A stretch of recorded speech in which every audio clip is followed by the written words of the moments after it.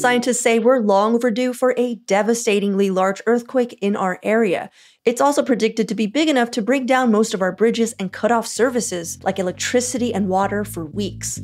It's why the Burnside Bridge is closing for a seismic rebuild that's going to take nearly 5 years. But there are much simpler ways you can prepare for the big one that won't take as many resources or time. So today on CityCast Portland, we're talking with science journalist Erin Ross. She's given us the update on experts' latest Cascadia earthquake predictions, and we'll also be sharing tips on how to keep you and your family safe. It's Tuesday, January 9th. I'm Claudia Meza, and this is what Portland's talking about.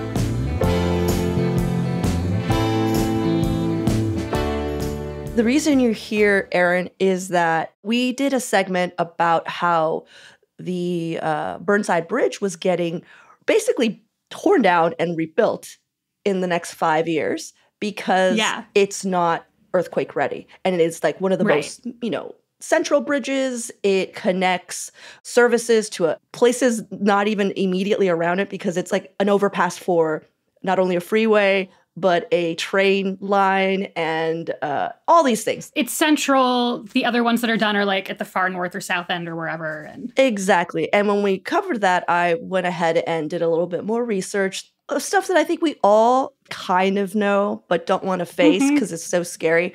So let's talk about it. What kind of damage would the big one cause here in Portland? I mean, aside from, as we already noted, that pretty much almost all of the bridges will either completely collapse or they will be rendered useless, except for, like Tillicum Crossing. And I believe the Selwood is they're all rated as like, they're going to be okay, we think, Yeah, like they might have to do like a little bit of repairs to the on-ramps for those. Tillicum Crossing should be open like almost immediately after an earthquake. Selwood Bridge is going to take like a few days to a week later.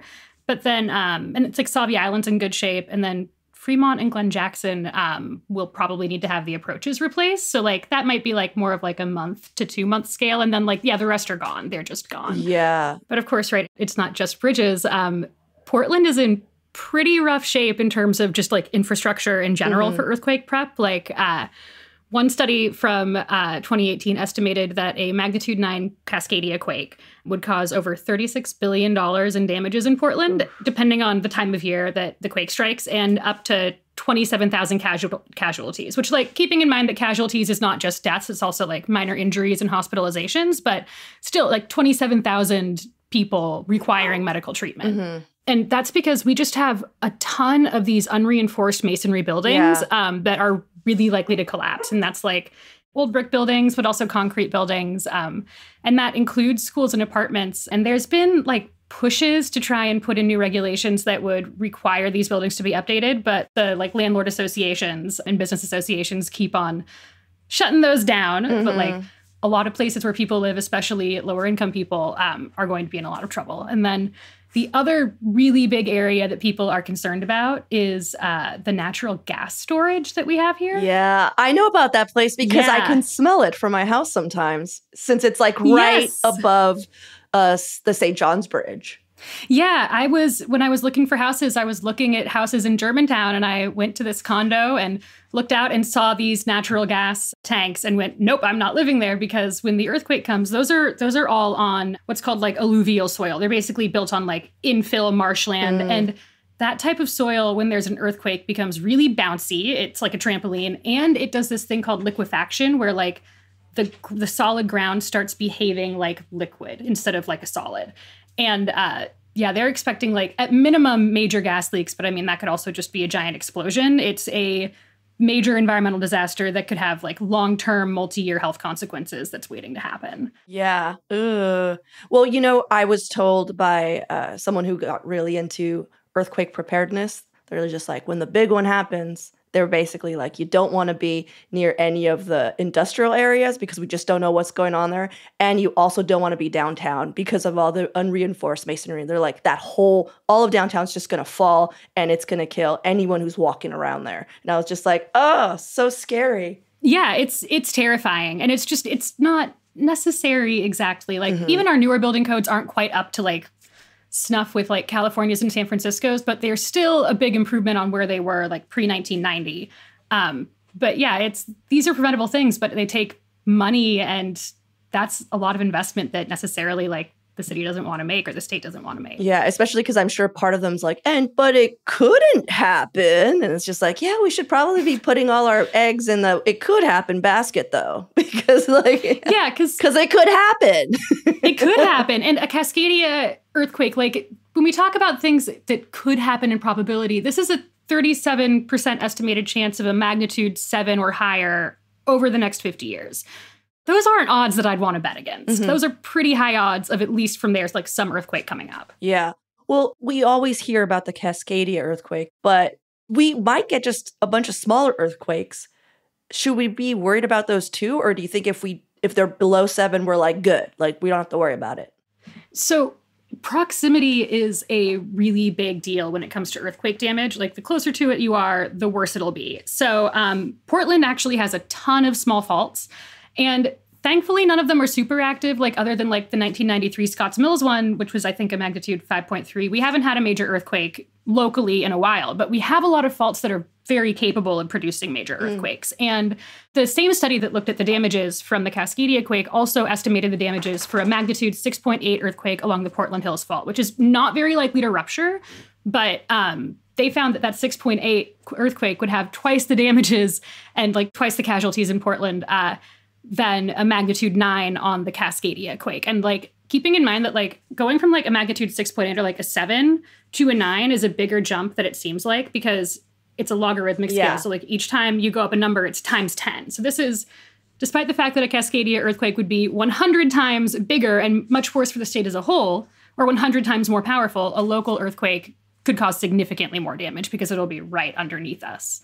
In terms of how worried about that to be, it's kind of a weird risk because, first of all, like this is just kind of a big unknown. Like we don't study a lot of these faults very well. The ones that we do study, they rupture pretty rarely, like on the scale of a few thousand years. But then you add in the fact that there are like dozens of these, and suddenly it becomes a much bigger risk. And the risk, again, like we just don't really know a lot about it. But each time we look at a fault, we're like, oh, it looks like it's more likely to rupture than we thought it was. So there's like a big one, the Gale Creek Fault over by like the Scoggins Dam. You can actually see that one where they excavated the dam. If you look at like just the bank and the cutaway, you can see where the fault line is, and they've been able to see it moving. And these are all moving like, you know, a millimeter a year. They're like pretty solidly active faults. So. Yeah. I mean, I heard the reason our city and this area is so far behind in preparing for the big one is because they didn't even know the fault existed until like maybe 50 years ago. And then like it wasn't until like a few more years after, or like maybe 30, I don't know,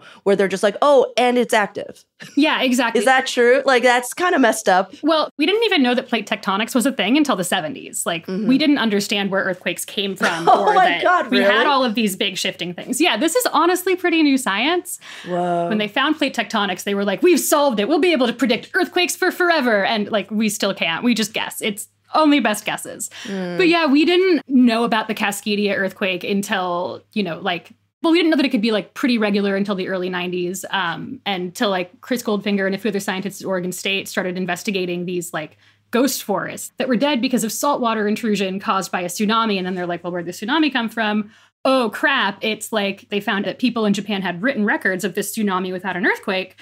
Where did it come from? It came from us. And so, yeah, it's been kind of a story of like just increasing knowledge of this being worse. Yeah.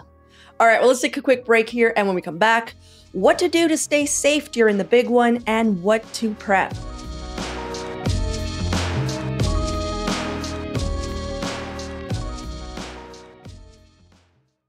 Okay, Erin, so everything's coming down. Let's say you're stuck downtown or your house or you live in an apartment building. Like, what should you do while it's happening?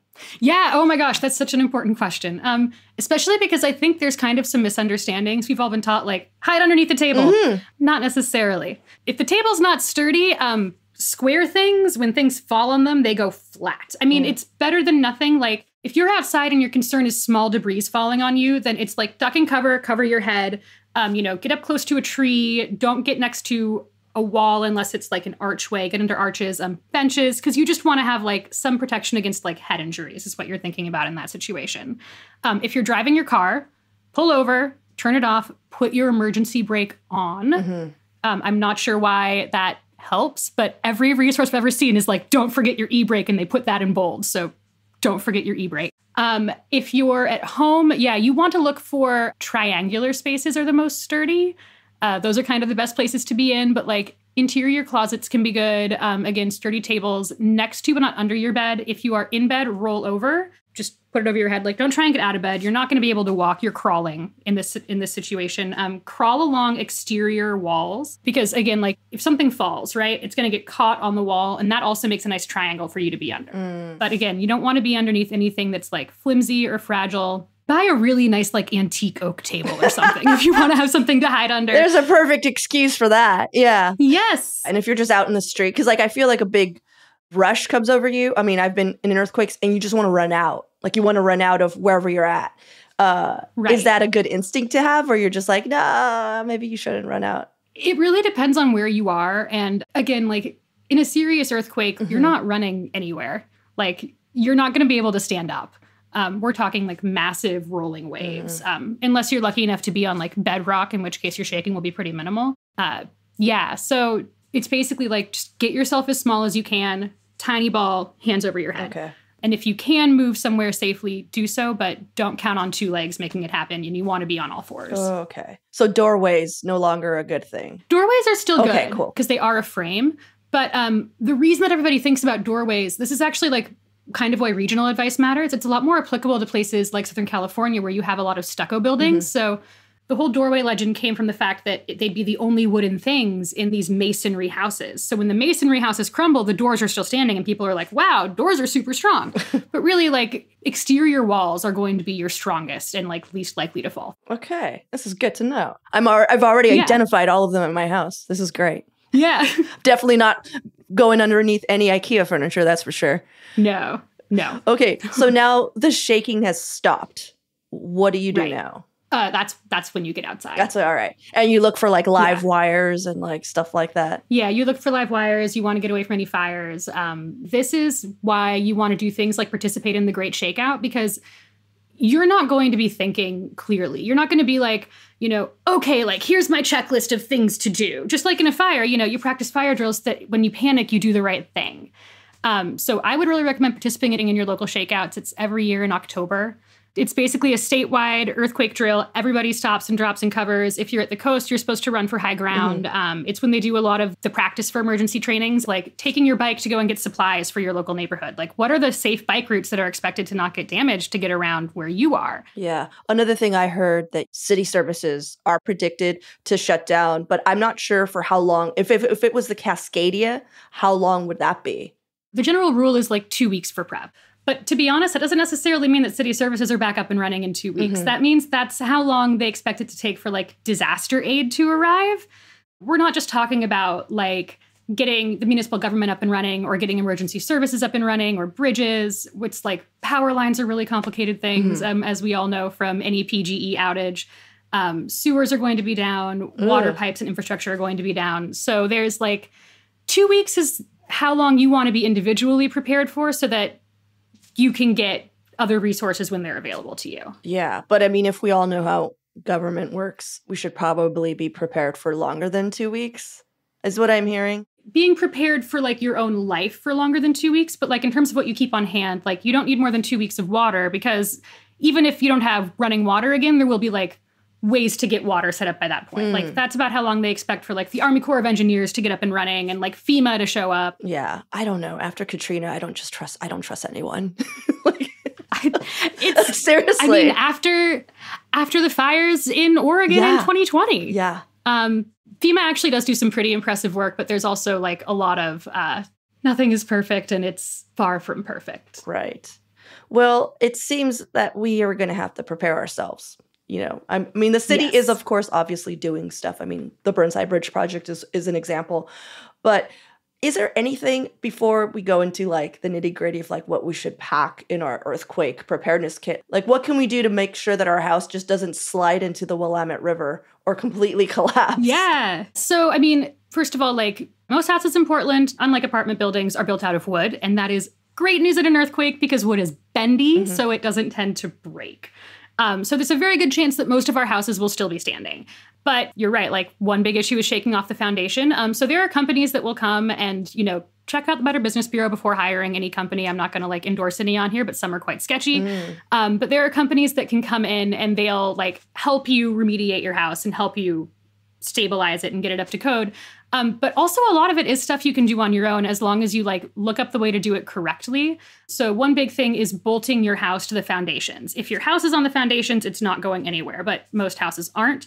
There are correct bolts to do that and wrong bolts. Like don't use the ones that you use to stop your roof from flying off, because those ones are for up and down motion. This is side to side. You want to get like the right bolts, but you can install those yourself. You can also make sure that your porch is bolted to the foundation, because porches are usually attached to the walls of houses and can pull the wall away if it falls separately. Ooh. If you have any gas appliances, you want to make sure that it is bolted to the wall correctly. And there are like special bands you can buy. This is also something you can do yourself. And those like 3 things will solve a lot of problems. Places built after 1990 are probably fine. Yeah. So that's one thing to keep in mind if you have newer construction. Yeah, I feel like a lot of us, though, have homes that are over 100 years old. Yeah, I do. Yeah, you're still struggling just to like keep it up as is and throw in an earthquake and you're like, God dang it. Yeah. I told myself, like, I was really thinking about the earthquakes when I was buying my home. So I like ruled out Germantown because of the giant fireball. And I was like, I'm going to get somewhere built after 1996. That's what I'm going to do. And I'm in a 1921 home. I love it. It's going to fall down the hill. Oh, no. No. Sorry, I'm just laughing because I also have a 1920. I'm just like, yeah, I'm going to go straight to the river. All you can do is laugh about it. So that's actually good. I didn't know that we could bolt our houses ourselves. I always thought you had to hire someone and stuff. So I can YouTube this stuff. This is going to be great.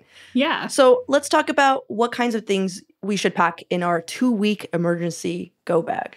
There's, the basics, like having water, having enough food. And that's when we talk about enough food, you want a gallon per water per person per day. So that's a lot of water that you are storing somewhere in your house. And also know that like these like non-perishable foods and water do go bad. So you kind of want to cycle them out eventually, like every few years, unless you want to have water that tastes like nasty plastic. I mean, I guess not the end of the world, better than no water at all or sewer water. And then foods, first aid kits, but you also want to have things like batteries and an emergency radio. Also having a go bag, I would really recommend that so that when you go to a shelter, you have everything that you need. You don't need to like, if your house is destroyed, try and find stuff. You just need to find the bag. I would also put any important documents, and this is just kind of a good life lesson, in a fireproof safe. Not to stop it from being stolen, but it stops it from burning. And then also you know exactly where it is in the event that you need to relocate to a shelter. You can take those documents and put them somewhere. Yeah, that all makes sense. I also heard to not put your to-go bag or whatever, or your emergency stash in the basement. Right. Where should we put it then? Put it in your garage if you have one. An outside shed is a really good place if you have a space with outdoors. I mean, if you have nowhere else, basement is fine, but like keeping in mind that, things fall down, right? But yeah, I have a shed for my emergency stash. I keep it in the backyard. An emergency shed. Cool. Yes. Something also that I heard is that along with the food is to also just like pack things that you think will make you feel better in a really stressful situation, which I feel like most emergency kits don't have. Yeah. What would be in your like, Erin, the world is ending. My world is ending, but I have a Snickers bar. Like, what would you put in your bag?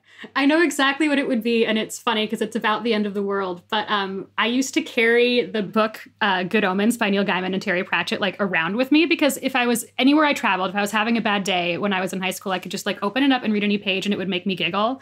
So sometimes when I'm having like a really bad day, I can just like grab a random page and read a chapter, and it makes me happy. So I don't think it would be food, even though I'm big on having lots of chocolates and things like that in your preparedness kits. I think that would be like the thing that I would bring, my unexpected comfort item. Yeah. One last important thing. When you're making your emergency kit, don't forget your pets. Yeah.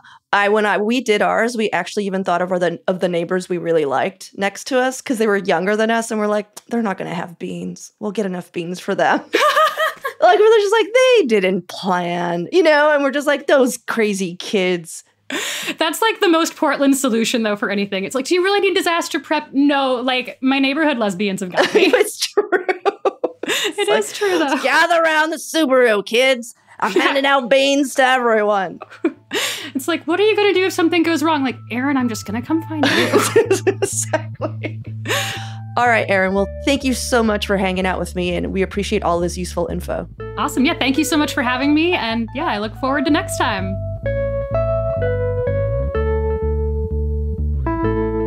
And now for your microdose of news.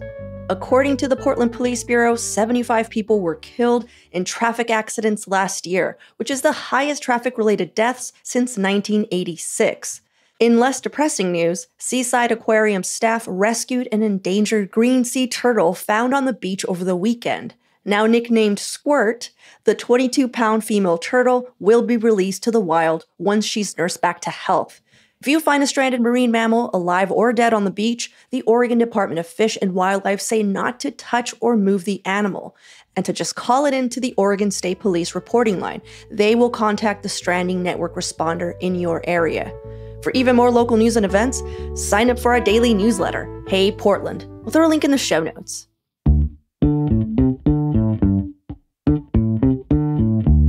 Well, that's all for today here on CityCast Portland. Thanks so much for listening. We'll be back tomorrow morning with more from around the city. Until then, see you at Slim's.